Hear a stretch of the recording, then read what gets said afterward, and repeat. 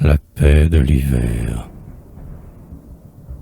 Dans l'horizon d'hiver, vaste, uniforme et vide, le ciel était d'azur, l'air paisible et limpide. La neige étincelait sur le sol et les arbres, en cristaux infinis, plus blancs que ceux des marbres, qui viennent d'être ouverts par le choc du marteau. Nul cri, nul bruit de vent, de ramure, ni d'eau. Un immense silence avait rempli l'espace. Tout était suspendu. Tout ce qui vit et passe, bouge, chante, frémit, s'inquiète, désire, comme les mouvements aux veines du porphyre, semblent être fixés par le repos final, dans un indestructible et lucide cristal. Mais que tout était beau.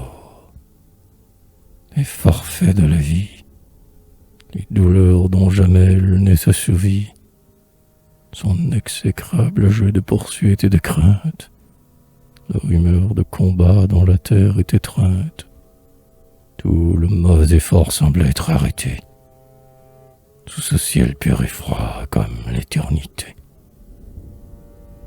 Dans ce puissant sommeil de neige et de givre, mon cœur, lourd de chagrin, était surpris de vivre. Cette impassible paix, semblable à la sagesse du monde, lui faisait sentir plus sa détresse, car seul il palpitait et pensait souffrir seul, dans cet universel et glorieux linceul. Et mon cœur, en songeant que crime et que souffrance sont les couleurs du fleuve obscur de l'existence, se dit: la blanche morcelle est pure et sereine. Sera-t-elle jamais la pitoyable reine d'un univers soustrait au jour et aux instants? Quand se terminera l'angoisse des printemps?